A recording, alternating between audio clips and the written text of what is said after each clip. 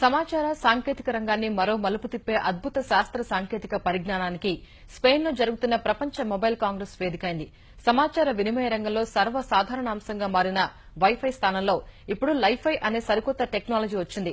Wireless పరిజ్ఞానం కంటే 100 రెట్లు వేగంతో పనిచేయడం ఈ లైఫై ప్రత్యేకత కాగా, అత్యంత సులభంగా ఈ పరిజ్ఞానాన్ని అందిపుచ్చుకోవడం మరో ప్రత్యేకత. ఇంట్లో ఎల్ఈడీ బల్బు ఉంటే చాలు లైఫైకి కనెక్ట్ అవ్వచ్చు. ఊహించని వేగంతో అంతర్జాల మొబైల్ సేవల్ని అందుకోవచ్చు. ఎల్ఈడీ బల్బు నుంచి వచ్చే కాంతి ద్వారా అంతర్జాలాన్ని అందిపుచ్చుకునే ఈ పరిజ్ఞానంతో కేవలం 1 సెకండ్లో 23 సినిమాల్ని డౌన్లోడ్ చేసుకోవచ్చు. ఫ్రాన్స్ చెందిన OLEDCom అనే అంకుర సంస్థ ఈ లైఫై టెక్నాలజీని ప్రపంచ మొబైల్ కాంగ్రెస్ లో ప్రజలకు పరిచయం చేసింది.